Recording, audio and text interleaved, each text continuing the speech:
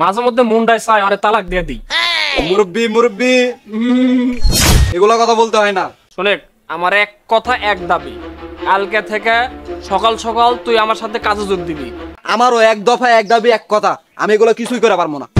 যদি আমার কথা মতো তুই না চলিস, এই বাড়িতে তোর জায়গা নাই। এই বাড়ির থেকে তুই ঘাট ধরে বের করে দেবো, ভালো করে শুনে রাখ। না মানে আব্বা, পাবনা দা যাওয়ার দরকার নাই। টাকার কথা চিন্তা করতে করতে চুলে ধরছে পাক, আর বেটার কথা চিন্তা করতে করতে জীবন হয়েছে কাক। এই হারামজাদাটা সকালবেলা ঘুম থেকে উঠে বেরোইছে, ওই যে গেছে ওই ভালো জানে। হয় কোনো ক্লাবে যে ক্যারাম খেলতেছে, আর না হয় কোনো দোকানে বসে বিড়ি সিগারেট খাইতেছে। এই ছেলেটারে আর মানুষ করতে পারলাম না, কিছু বলাও যায় না। কিছু বলতে গেলে উল্টা আমার উপরে রাগ দেখাই।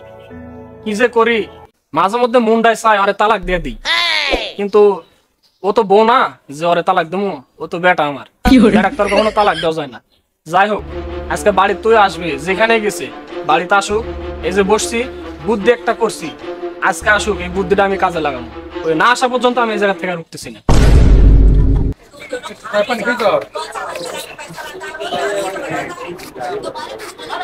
সে সকালবেলা আইসি খেলাবে, এখন পর্যন্ত বাইর যাওয়ার কোনো নাম নাই। এই উত্তর ভারতের সাথে যে এসে গেম খেললাম, মিশামিশি গেম খেললাম।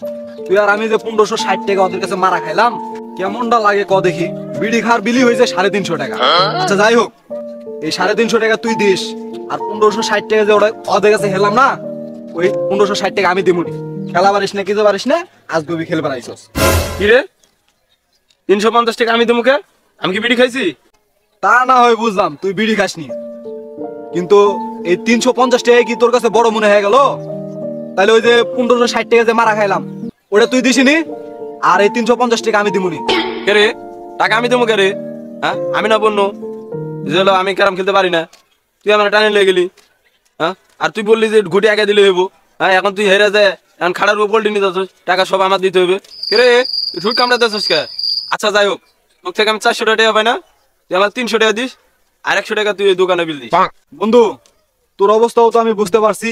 তুই যদি আমার সাথে না এসে কচু তুলবে গেলুনি, কচু তুলে হাটে নিয়ে গেলে, তাও তো তুই টেকা পালোনি। যাই হোক, এখন আর আমার কাছে টেকা নাই। তোকে আমি 2 দিন পরে, 2টা দিন আমাকে সময় দে, 2 দিন পরে তোকে আমি টেকা দিয়ে দেবো। আচ্ছা ঠিক আছে, 2 দিন সময় দিলাম।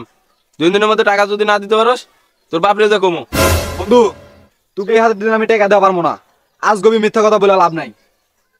আর যে গরম পড়ছে রে, আব্বাক যে বলা লাগবে একটা এসি কেনার কথা। এই গরমের ভিতর আর থাকা যাবে না, একটা এসি কেনা লাগবে। আমার 300 টাকায় দিবার পারস না, তুই আবার এসি কিনবি? মরদ আইসে এসি কিনবো। তুই কি মনে করছু আমি এসি কিনা পারবো না? আমার বাপ মুরব্বি চিনিস না? তুই এসি কিনা আমি দেখাই দেবো, দেখিস। আচ্ছা ঠিক আছে, তাহলে চল বাড়িতে যাই। আচ্ছা চল।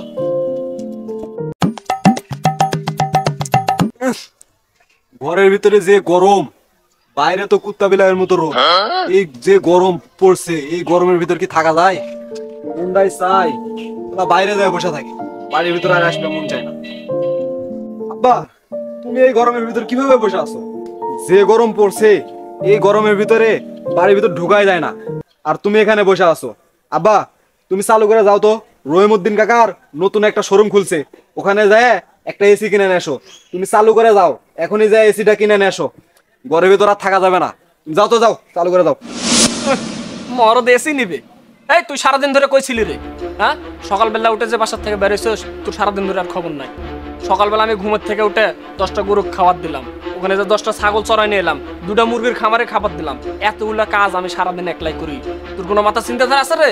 হ্যাঁ, সকালবেলা উঠে বাসার থেকে বাইরে গেছিস, কইছিলি সারাদিন। আমার কাজের ধারে পাশে আসলেও তো একটু কাম কাজ আগায় যাই। তোর মতো একটা ছেলে থাকতে আমার এই বয়সে এত এত কাজ করা লাগে। আবার কয় কি R15 লাগবো, আবার কি জানি কয় iPhone 30 Pro Max যে 15 না কি জানি কয় এটা লাগবো। iPhone R15 তোর ইয়ের মধ্যে ভরে দেবো।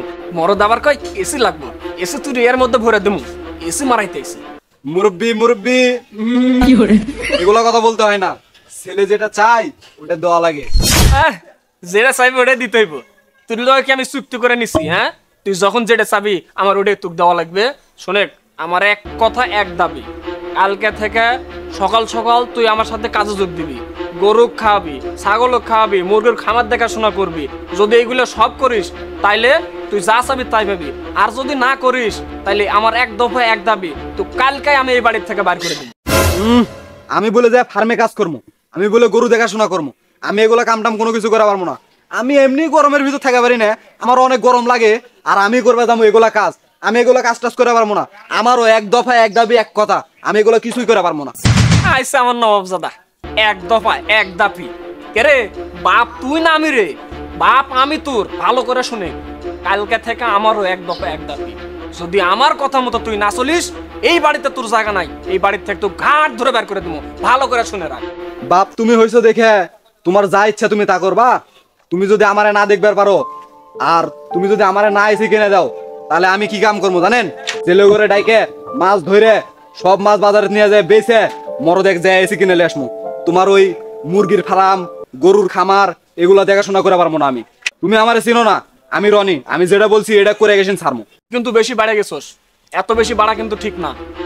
শুনেক, আমি ভাবছিলাম তুই নিজের সওয়াল যা করে করুক, কিন্তু এখন তুই যা শুরু করছিস, এখন আর ঠিক থাকা যাবে না। আর তুই যদি বেশি বাড়াবাড়ি করিস না, আমি কিন্তু তোকে পাপ লাগার তুই নিজে ভরতে আসমু।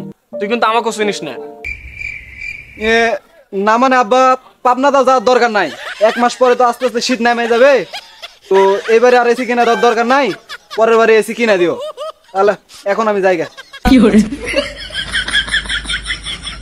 কে এখন সোজা হইছস? পাবনা কারতে তুই এসে কথা কইছিস, ভয় পাইছস? কালকার থেকে ভদ্র সালো মতো আমার সাথে কামে যাক, তা না হলে তুইও আমার চিনিস না, আমি তোর বাপ। কি কিনে তোর পাবনার পাপ লাগার তুই নিজে ভরতে